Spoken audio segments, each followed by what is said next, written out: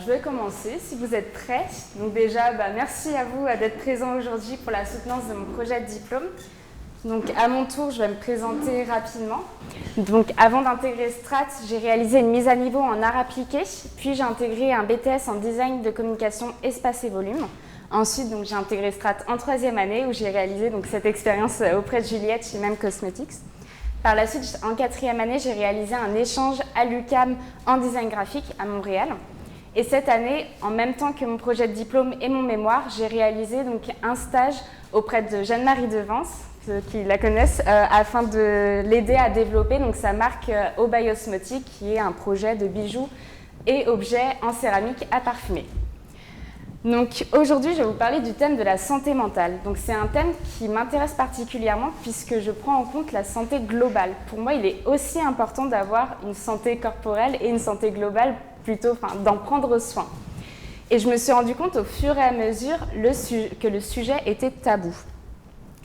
Donc avant de commencer, je vais redéfinir rapidement ce que sont les troubles psychiques, puisque je m'appuie essentiellement sur ceci, sur mon mémoire et sur mon projet. Donc les troubles psychiques sont un ensemble d'affections et de troubles qui sont d'origine très différente et qui entraînent des souffrances et des difficultés dans la vie d'un individu et de son entourage. Les troubles psychiques ne sont pas à confondre avec les troubles mentaux et l'handicap mental qui, eux, sont davantage liés à justement ce développement mental. Les troubles psychiques sont assez variés. Donc vous pouvez voir ici un diagramme qui présente en fait la présence justement de ces troubles psychiques en France de 2012 à 2019, donc cette répartition. On peut voir une grande diversité de troubles psychiques, des troubles plus ou moins impactant sur la vie de l'individu. Donc ils peuvent aller par exemple du trouble psychotique avec les troubles de schizophrénie, de paranoïa, comme de l'ordre des troubles de l'humeur, comme le trouble dépressif, un peu plus dont on parle davantage ces derniers temps. Donc pour ce mémoire, je me suis appuyée sur la perception de la société, sur le tabou justement qui est présent, avec cette question qui était « Peut-on modifier la perception de la société sur les troubles psychiques ?» Donc de ce mémoire, je suis partie d'un constat qu'on partait d'un regard critique et que nous tendons peu à peu vers un regard inclusif. Et j'en ai conclu différents éléments. Donc le premier sont que les troubles psychiques sont invisibles et immatériels, de par leur nature tout d'abord, puisqu'ils sont insaisissables, mais aussi par le fait qu'ils ont longtemps été exclus de la société, mis de côté, mis en périphérie. Et en effet, ces individus atteints de troubles psychiques étaient positionnés en périphérie de la société, puisque les institutions psychiatriques étaient positionnées en périphérie des villes, et puisque l'on a longtemps opposer la raison à la folie. Donc cette forte exclusion a valu de forts stéréotypes puisque les individus génèrent ces stéréotypes afin de mieux saisir l'inconnu, afin de mieux saisir ces individus atteints de troubles psychiques, qui sont perçus à la fois comme violents, aliénés, dangereux. Et ces lourdes stigmatisations entraînent à leur tour un refus du soin de ces individus puisque les individus ont peur d'être exclus de la société, d'être mis de côté. Donc cela entraîne à son tour un refus de prise en charge par les institutions politiques, puisque celles-ci voient que les soins en psychiatrie sont mis de côté. Donc finalement, nous observons une dégradation de la santé mentale des Français. Et cela entraîne un cercle vicieux, puisqu'on rend davantage les troubles psychiques invisibles. Donc c'est pour ça que j'ai observé ce réel besoin d'inclure les individus atteints de troubles psychiques au sein de la société, sans pour autant les stigmatiser, les normaliser ou les assimiler à cette société. À la suite de ce mémoire, on est venu une problématique qui est la suivante. Comment, en tant que designer, puis-je imaginer des formes d'expression facilitant l'inclusion des individus atteints de troubles psychiques ? Donc pour cela, j'ai fait plusieurs études qui m'ont déjà apporté cette information qu'un individu sur 5, un Français sur 5, est atteint de troubles psychiques chaque année en France, soit environ 12 millions de Français. Et ces troubles psychiques donc, ont de forts impacts sur la santé globale de l'individu et pas uniquement sur sa santé mentale, puisqu'on observe que la réduction de l'espérance de vie des individus atteints de troubles psychiques est réduite de 10 à 20 ans.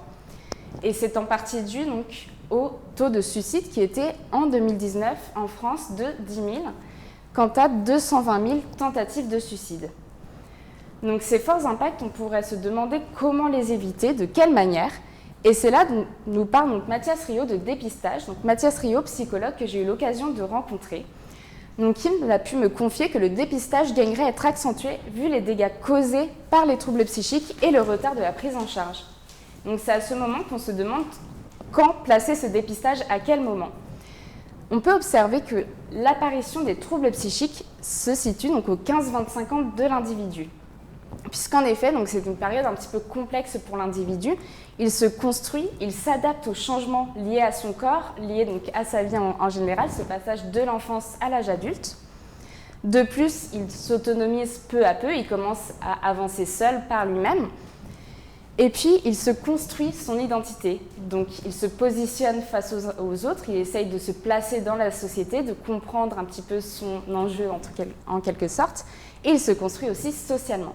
Et c'est cette construction sociale qui a été très complexe ces derniers temps, par le temps justement de la pandémie mondiale, puisque nous n'avons pas pu réellement se construire socialement avec les divers enjeux que nous avons rencontrés.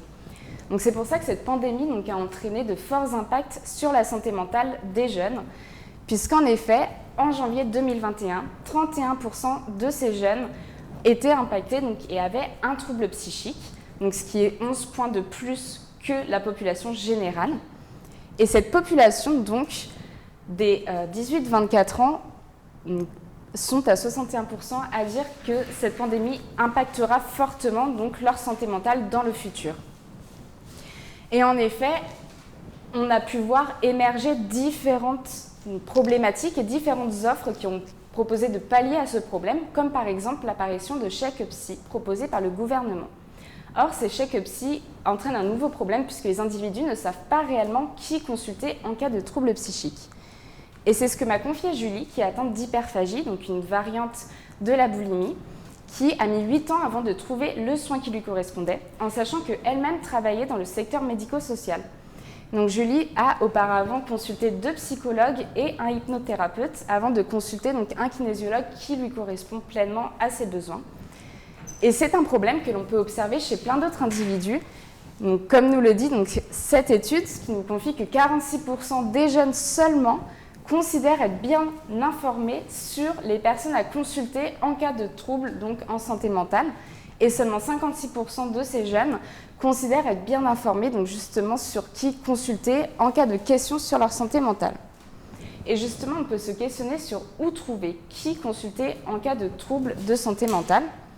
Eh bien, tout d'abord, la solution préférée en France, en quelque sorte, serait de consulter donc son médecin traitant, puisque celui-ci pourra poser un premier diagnostic et emmener l'individu ensuite le rediriger vers un spécialiste. Donc, cela aide les individus, évidemment, mais un nouveau problème se pose, c'est que ces spécialistes, donc ces médecins traitants, proposent essentiellement donc, des soins en psychologie, en psychothérapie ou en psychiatrie. La deuxième possibilité, d'en parler autour de soi.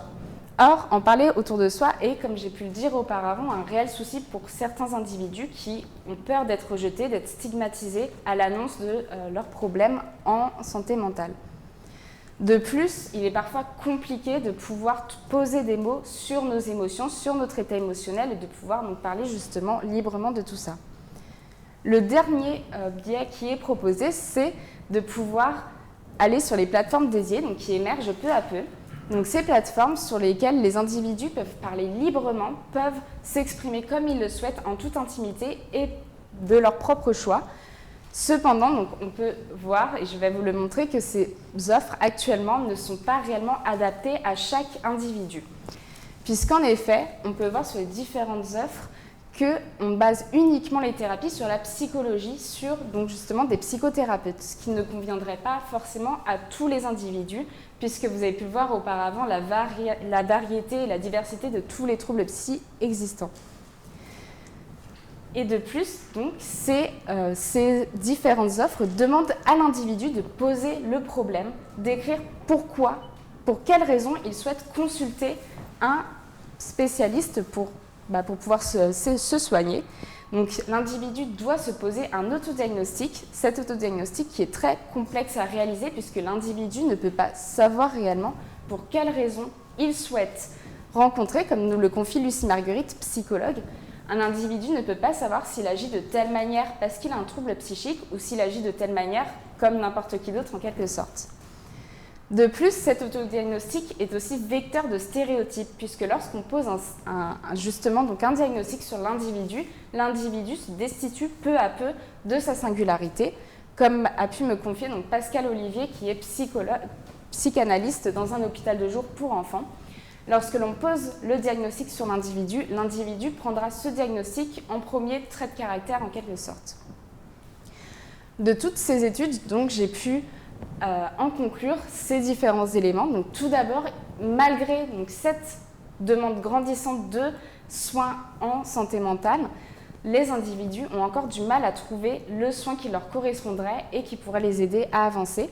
Puisqu'en effet, tout d'abord, on demande à ces individus de se poser un diagnostic, ce qui est très compliqué, mais ce qui peut aussi être complexe pour leur santé mentale et renforcer encore plus leurs problèmes en santé mentale.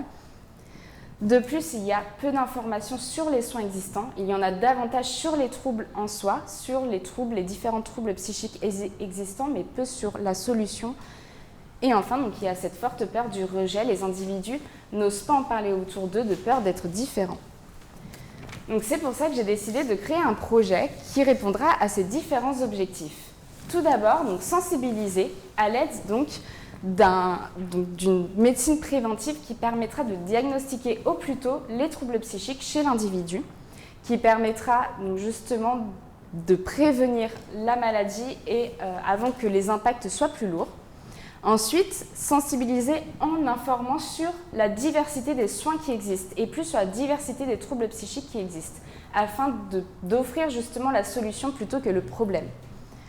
Ensuite, donc, nous avons l'accompagnement qui permettrait aux individus de trouver l'accompagnement qui les aiderait à avancer, qui serait adapté à leurs besoins.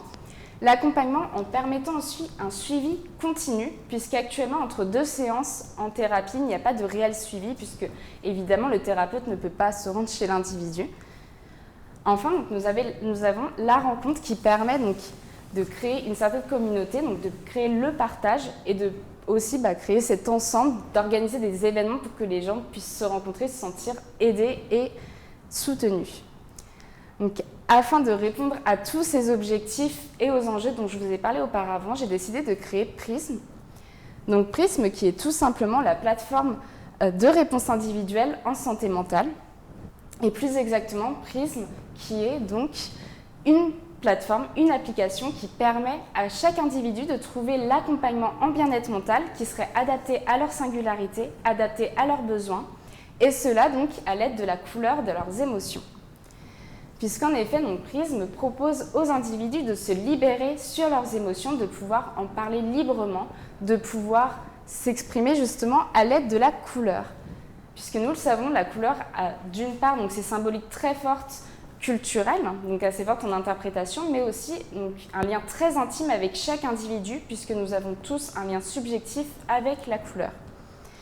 J'ai recherché un petit peu ce qui existait actuellement donc, en psychologie donc, autour de la couleur, et j'ai rencontré donc, ce color test de Max Lecher que je trouve assez pertinent pour le sujet du jour. Puisqu'en effet, ce test permet de connaître les tensions existantes chez l'individu, de connaître son état émotionnel grâce au choix de l'ordre des couleurs qu'il préfère. Grâce à ce test, on pourra connaître aussi les compensations réalisées par l'individu.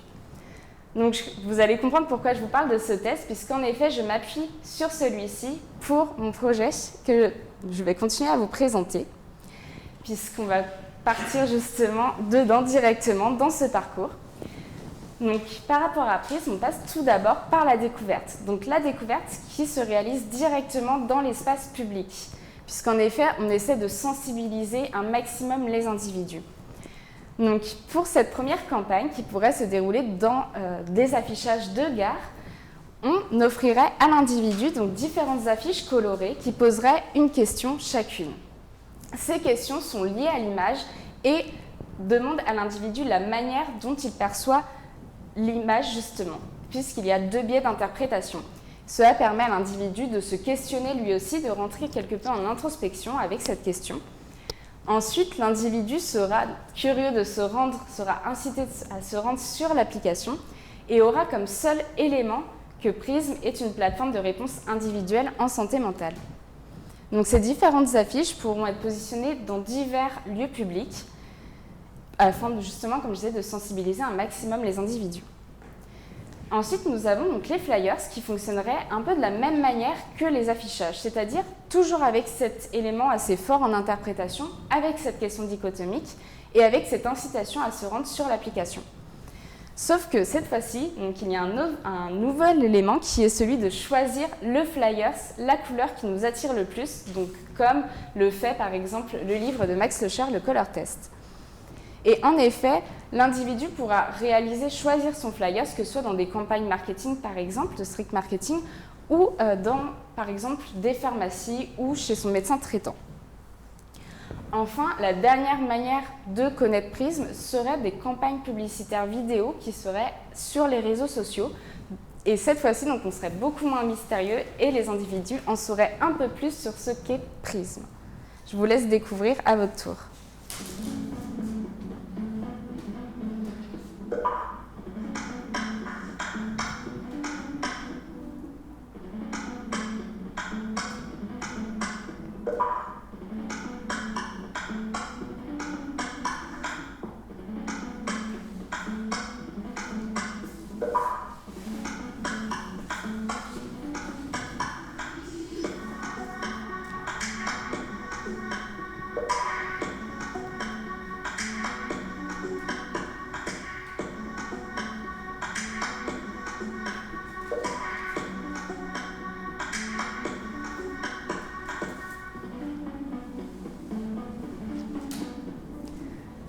Donc une fois que l'individu aura découvert l'application, il pourra la télécharger donc, sur les différentes App Store qui existent et il pourra commencer enfin l'aventure, commencer enfin à se rendre sur l'interface avec cette première question donc, qui s'adresse directement à l'individu. Et c'est de choisir tout simplement la couleur de l'interface qu'il désire, qui le mettra le plus à l'aise avec cette application. Ainsi, il pourra personnaliser jusqu'au bout donc, cette application. Donc pour ma part, j'ai décidé de choisir le violet.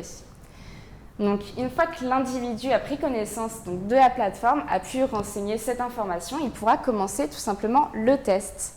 Donc voici enfin ce fameux test qui permettra de connaître le soin en bien-être mental qui serait adapté à ses besoins. Et pour ce test, donc l'individu choisira ses couleurs préférées, donc dans l'ordre qu'il souhaite. Une fois qu'il choisit la couleur, donc une question apparaîtra. Le même système que les questions sur les affiches, le même système que les questions sur les flyers aussi. Et au fur et à mesure que l'individu répondra à ces questions, donc les couleurs s'élimineront pour ne laisser plus que celles qu'il aime le moins. Une fois qu'il aura pu répondre à toutes ces questions, de nouvelles questions apparaîtront d'ordre un petit peu plus général afin de mieux connaître l'individu, afin de mieux saisir aussi ses besoins. Et enfin, l'individu arrivera aux résultats qui lui proposeront un soin qui sera en adéquation à ses besoins. De là, l'individu pourra choisir le spécialiste qu'il souhaite rencontrer. Donc, pour résumer, il y a d'abord ce test. Donc, ce test dont je vous parle depuis tout à l'heure, du test de Max Locher, donc qui permet de connaître les points de tension, comme j'ai dit tout à l'heure. Ensuite, il y a donc ces écrans qui permettent de savoir par quel biais l'individu voit l'image, comment il l'interprète. Et ces écrans diffèrent selon le chemin emprunté par l'individu, puisqu'en effet, on a besoin d'analyser au mieux les besoins de l'individu et savoir quels sont justement ses besoins. Par exemple, ici, vous verrez un test obtenu pour un individu atteint d'un trouble dépressif. Tout à l'heure, les résultats des tests obtenus étaient pour un individu atteint d'un trouble anxieux. Au fur et à mesure que l'on construit justement ce chemin, cet algorithme, donc on pourra construire notre propre test. Ensuite, ces informations complémentaires permettront donc déjà de proposer des spécialistes près de chez l'individu, de mieux le cerner, de connaître ses états du moment, et surtout de savoir si l'individu a déjà consulté auparavant un spécialiste ou non, de manière à ne pas reproduire, ne pas lui reproposer cet individu, ce spécialiste, si cela n'a pas fonctionné. Enfin, donc l'individu match avec un type de soin et non pas avec un spécialiste, puisque c'est à l'individu lui-même de faire son choix et de choisir le spécialiste qu'il souhaite rencontrer.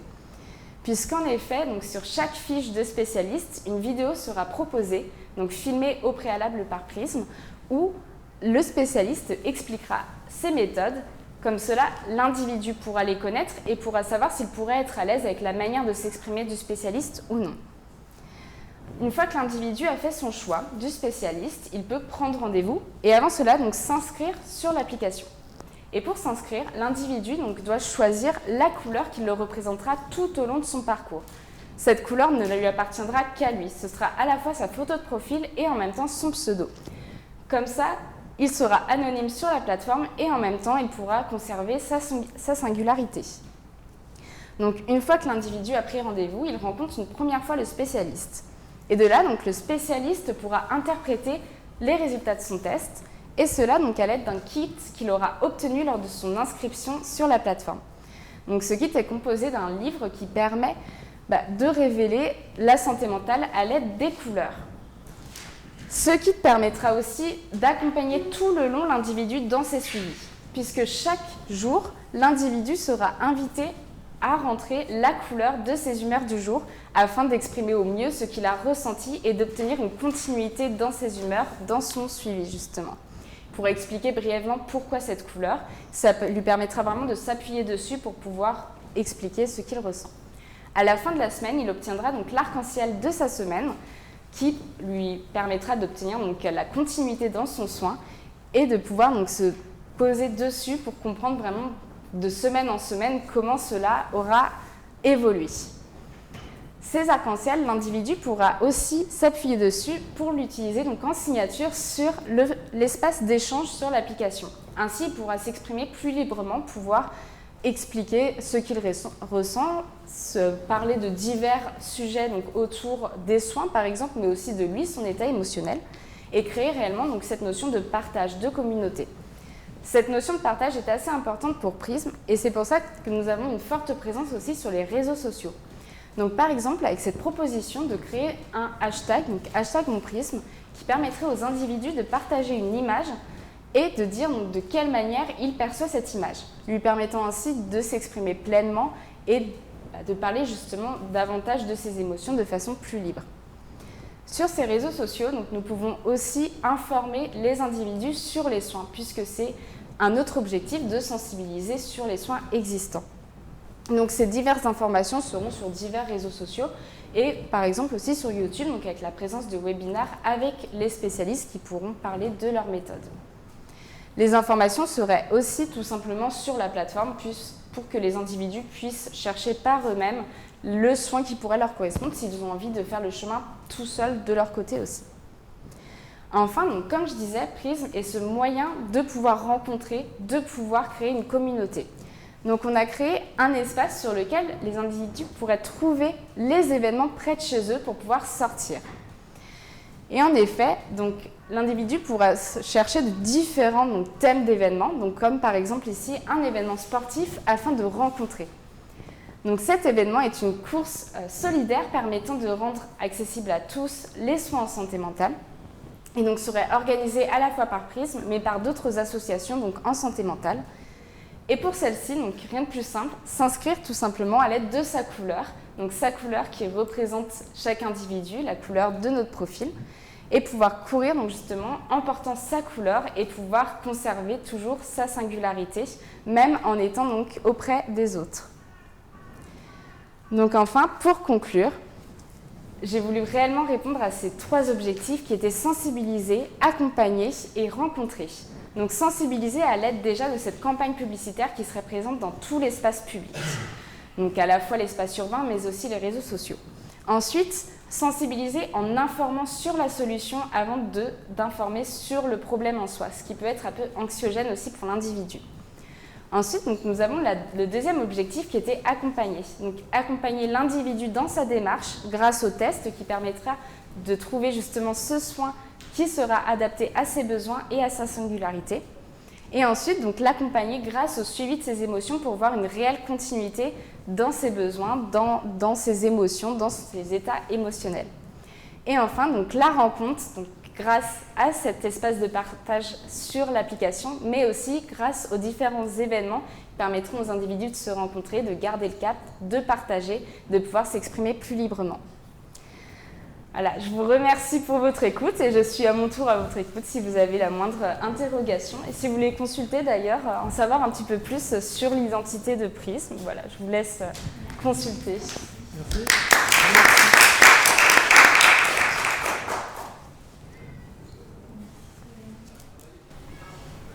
Moi, je voulais peut-être, avant d'en dire plus, je voulais savoir tout simplement si tu avais confronté tout ça ou construit tout ça avec les personnes que tu as pu interroger pour ton mémoire, que ce soit les patients, mais aussi les professionnels de santé. Alors oui, totalement. Déjà, par rapport aux professionnels de santé, j'étais accompagnée de Lucie Marguerite dont j'ai parlé, Pascal Olivier et Mathias Rio, donc, qui m'ont suivi tout au long de ma démarche. Et par rapport aux patients, j'ai été accompagnée aussi de 3 patients. Donc, Lucie, dont j'ai parlé, avec qui je me suis entretenue dans mon mémoire, mais aussi même 4 en soi, parce qu'il y a Pierre et Fanny, dont je n'ai pas parlé, mais qui m'ont beaucoup aidée, qui sont un couple dont l'homme est atteint d'un trouble dépressif et sa femme qui l'accompagne aussi dans ses besoins tout du long justement de ses suivis en psychiatrie.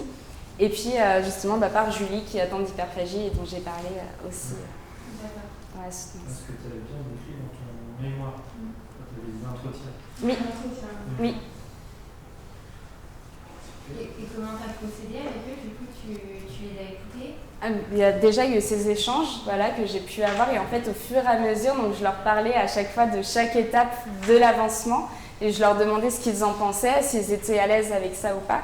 D'ailleurs les tests que j'ai réalisés, je les ai directement réalisés avec ces patients types puisque j'ai travaillé vraiment main dans la main avec Lucie Marguerite qui m'a réellement aidée à justement construire vraiment toute cette démarche un peu de questions autour de la psychologie, comprendre un petit peu mieux la psychologie de chaque individu et les besoins de chaque personne.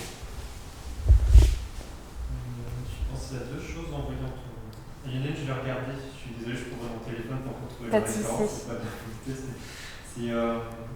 je vais commencer par ça d'ailleurs, je ne sais pas si tu connais Stéphane Zagmeister.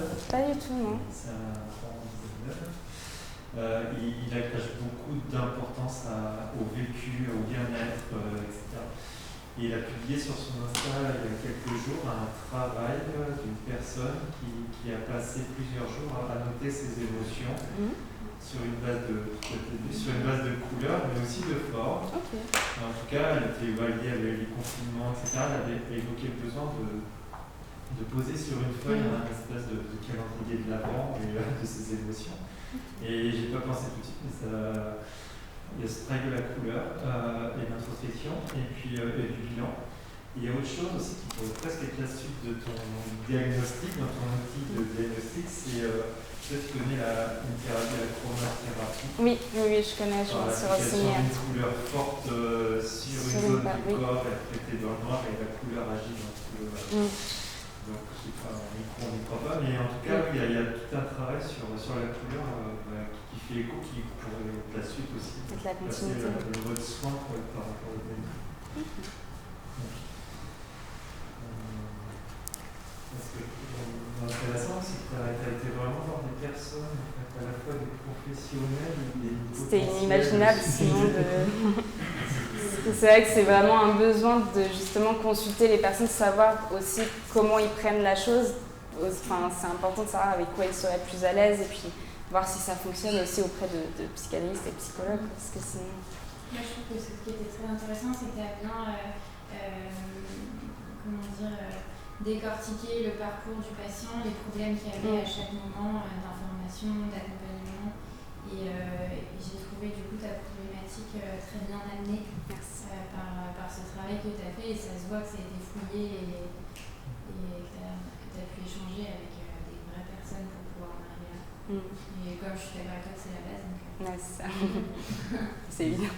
Tu as creusé d'autres sources sur la couleur, l'histoire des couleurs, Oui, les couleurs dans les cultures Alors, pas dans toutes les cultures, c'est vrai que je suis restée uniquement sur la culture occidentale, mais j'ai lu les pastoraux, etc. En fait, j'ai eu un entretien aussi avec Philippe Fagot, je sais pas, voilà, qui est prof de chromaticité ici et qui m'a accompagnée aussi un petit peu dans cette recherche autour de la couleur. Je me suis bien accompagnée. Et du coup, ce test de couleur, est-ce qu'il est lié vraiment au test de couleur que tu montrais là Oui, totalement. D'ailleurs, je viens d'y penser. J'ai le livre que je n'ai pas posé ici. Je peux vous l'apporter directement. Parce que du coup, peut-être j'ai pas bien écouté ou t'es passé vite dessus. Mais, Ah non, c'est moi qui l'ai. Je suis désolée.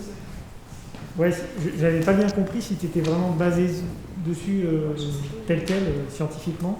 Ou si tu avais un peu. Alors, je me suis basée et j'ai accompagné justement un peu plus. Je suis allée plus loin parce que Max Locher, qui est un psychologue qui a travaillé, qui a créé cette étude dans les années 80, donc il y a des limites évidemment. Ah, super. Merci. J'ai ici si vous voulez le consulter. Merci. Voilà, donc c'est un vieil ouvrage lancé des années 80. Donc voilà, il y a réellement des manques en quelque sorte. Il y a des choses qui ne sont pas vraies. Enfin, on y croit ou on n'y croit pas, ça reste quand même sur quelque chose qui est de l'ordre de l'interprétation. C'est-à-dire que c'est un outil d'accompagnement aussi pour les spécialistes. Et comme, pareil, donc, évidemment, il y a tout cet outil d'analyse et qui est accompagné grâce aux questions donc, dichotomiques, etc. et à ces questions à la fin. Mais ça reste aussi un travail d'interprétation pour les spécialistes en soi pour pouvoir prendre en compte réellement chaque individu et comme le fait le color test. Est-ce que du coup c'est lié aussi parce que toi tu poses une question de couleur puis ensuite des mots. Oui. Est-ce qu'il y a cette même articulation? Pas du tout, non. Là, c'est vraiment, là, c'est 8 couleurs où on choisit vraiment sur ces 8 couleurs, sur ces 8 teintes, donc l'ordre. Donc pour ma part, il y en a. Voilà, c'est ça vraiment. 0,5% de vert. Oui, voilà, c'est ça, donc ça date des années 80. Mais voilà, non, après, toute la partie question dichotomique et ça, j'ai rajouté pour mieux analyser justement la manière d'interpréter l'individu, l'image proposée, puisqu'il y a 2 façons d'interpréter, voire plus. Voilà, mais vraiment orienté aussi pour mieux cibler. Il est plus en, je me suis une image, un visuel en fait par rapport à la couleur d'associer, parce que la couleur elle est pas suffisante. Parce que, par exemple, quand on voit un angle d'immeuble, voilà, c'est assez dur par rapport à une couleur, est-ce que ça correspond bien forcément ou est-ce que c'est un type pas. J'aime bien le bleu, mais je vais peut-être pas choisir la représentation de l'immeuble avec du vert et de l'acier. Je comprends en fait justement donc on cherche à faire quelque chose d'assez coloré, mais en quelque sorte aussi d'amener l'individu à penser, donc à un petit peu, pas non plus manipuler son esprit, mais à vraiment avoir 2 possibilités d'interprétation avec un objet proposé, avec une image, avec une forte interprétation. Et oui, il y a un lien en quelque sorte avec la couleur, mais beaucoup moins en fait, c'est plus l'objet en question qui est interprété que la couleur en question sur cette partie de test-là. Ouais, c'est étonnant, ils disent que c'est partout, même dans le monde, la signification universelle. Enfin, c'est ça qui est intéressant en fait, et c'est même par rapport au problème de daltonisme, etc., ces teintes-là peuvent vraiment justement répondre à ces besoins, etc. On peut quand même interpréter certains éléments grâce à ce test. Et du coup, c'est en fonction du choix des couleurs, dans l'ordre dans lequel je vais les choisir, qui va me trouver un truc. Un besoin, oui. Un besoin. Est-ce que je peux ne pas en avoir? Mais évidemment, oui. Ok, donc c'est aussi possible. C'est bon. Bah, après, ça dépend aussi comment on prend la chose, mais ça peut être bien. C'est ça aussi, voir. C'est selon aussi l'intensité des besoins et c'est ça aussi qu'on peut percevoir l'intensité et dire voilà, ça va. Enfin, vous semblez à ne pas forcément avoir besoin de soutien, mais si jamais vous en avez besoin, tel soin pourrait vous correspondre. Et c'est d'ailleurs pour ça qu'on prend en compte tous les soins, que ce soit la médecine la plus douce en quelque sorte à la médecine telle la psychiatrie, quoi. Si on a plusieurs troubles en même temps différents, on bug l'application. Non, en réalité, c'est vraiment au-delà du trouble, vraiment, c'est pas un réel diagnostic sur le trouble, puisque ça, ce sera aux spécialistes de le faire, c'est voir l'intensité du besoin aussi de l'individu, l'intensité de la compensation et de la tension existante chez l'individu.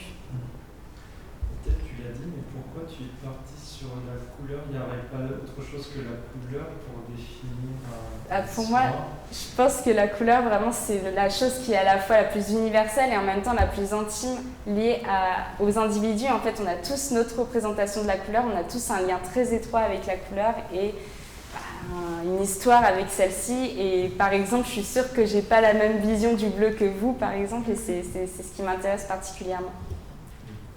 Et dans les utilisateurs de Prism, tu t'imaginais surtout t'adresser à qui? Plutôt aux jeunes, justement, comme j'ai pu en parler au départ, c'est vraiment la cible type, puisque justement, on souhaite dépister. Et c'est pour ça aussi qu'on s'adresse à des individus qui n'ont pas un trouble psychique trop prononcé, en quelque sorte, pour vraiment dépister au plus tôt et pouvoir aider au plus tôt et prévenir tout simplement les individus. Okay. Et il y a un truc aussi dont tu n'as pas trop parlé là, je trouve, par rapport à ton mémoire sur lequel tu avais pas mal creusé le sujet, c'est le côté tabou de tous ces troubles. Et je trouve que l'exercice est bien réussi dans l'exécution de rendre la chose, de dépoussiérer un peu le sujet et de détabouiser ce sujet avec une application qui est ludique, un peu sympa à utiliser et qui peut permettre de se poser des questions sur soi-même, et alors que peut-être que personne ne peut s'en poser à 40 ans. C'est ça. C'est vraiment aider l'individu à se poser lui-même des questions en fait et à rentrer en introspection. Ouais, sans une appli hyper médicalisée. Voilà, c'est ça, oui, que ce soit assez frais et qu'on puisse même l'utiliser tout simplement. Je l'ai présenté donc à Lucie, donc une des patientes qui est atteinte d'hyperphagie, donc j'ai eu présenté récemment, et donc elle m'a tout simplement dit mais moi si j'ai envie de l'avoir juste pour pouvoir rentrer mes émotions, est-ce que j'ai le droit? Je dis oui, ça peut être juste quelque chose, un appui sur lequel, sans forcément avoir de troubles particulièrement ou de besoins, juste si on a envie d'avoir un tableau de bord en quelque sorte, on peut. C'est intéressant, tu parlais sur le diagnostic, c'est en fait il y a un facteur d'isolement finalement quand on se sent handicapé, qu'on n'a pas de réponse. C'est ça. Je trouvais à la fin du parcours, tu proposes des solutions pour participer, il y a des événements. Est-ce que tu as senti le besoin de ne pas rester juste sur le soin ou la proposition, le diagnostic, le soin, mais aussi retrouver la communauté? Tu as trouvé des activités, des choses? Ça, c'est quelque chose que j'ai pris en compte parce que justement, lors des entretiens, que ce soit justement avec Lucie Marguerite, sa psychologue, qui nous disait que les individus restaient énormément dans leur coin et que par exemple, pour un individu atteint de troubles dépressifs, il va falloir trouver la petite flamme restante, l'activité qui pourra le faire sortir de son lit en quelque sorte et l'aider à avancer. Et comme justement m'a dit Pierre, qui est atteint de ce fameux trouble dépressif, que lui, à part l'électronique, rien ne lui plaît et rien ne le fait sortir. Et lui-même d'ailleurs a été hospitalisé pour ce trouble. Il me disait qu'il avait du mal à sortir, etc. Mais finalement, les activités proposées lui faisaient du bien et le faisaient rencontrer, etc. Bien que, comme ce soit fait dans une institution, une clinique psychiatrique, finalement, il était mêlé parfois avec des individus qui avaient des troubles plus lourds et c'était pas toujours évident. Et pourquoi, c'est un peu évident, mais pourquoi Prism et pourquoi ce logo? Alors Prism, tout simplement, déjà par rapport à cette idée de l'arc-en-ciel, cette idée de la couleur, justement, cette idée aussi d'avoir différents champs de vision, d'avoir une convergence ou une divergence dans le regard. Et puis le logo par rapport tout simplement aux émotions, on passe de la tristesse peu à peu, pourquoi pas, vers le bien-être total. Et la forme du logo particulièrement, pourquoi elle évoque le prisme ou pas, ou le signe? Alors par rapport au signe, on retrouve l'arc justement, qui est placé plutôt à la verticale.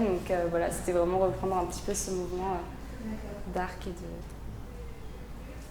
Il y a une artiste qui s'appelle Cécile Picot qui a fait une sculpture, je crois, à la ville installée à Marseille, dans le sud. Et c'est sur l'actrice ou danseuse d'Arpon, du début du XXe siècle. Celle qui est morte enroulée par son écharpe, prise dans la roue de sa voiture. Okay. Et elle a travaillé sur un mouvement de danse comme ça, elle a mis dans d'un main et elle a mis dans ses mains des prismes qu'elle a travaillé avec des chercheurs du CNRS. Et sur le sol, ça fait une projection d'arc-en-ciel quand le soleil tape. Et ça a pour but de créer du lien dans un quartier, en fait, ces installations. Ok. Les gens se retrouvent, voilà, c'est un peu un totem. Cette statue est rose, c'est bien fraîche, effectivement, la couleur, la lumière et la communauté. Ok. Bah, c'est vecteur de rencontre.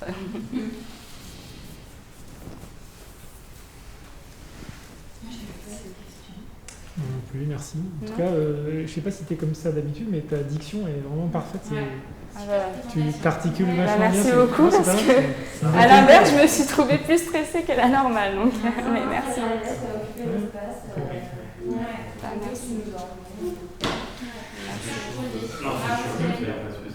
Merci beaucoup. Bravo. Merci.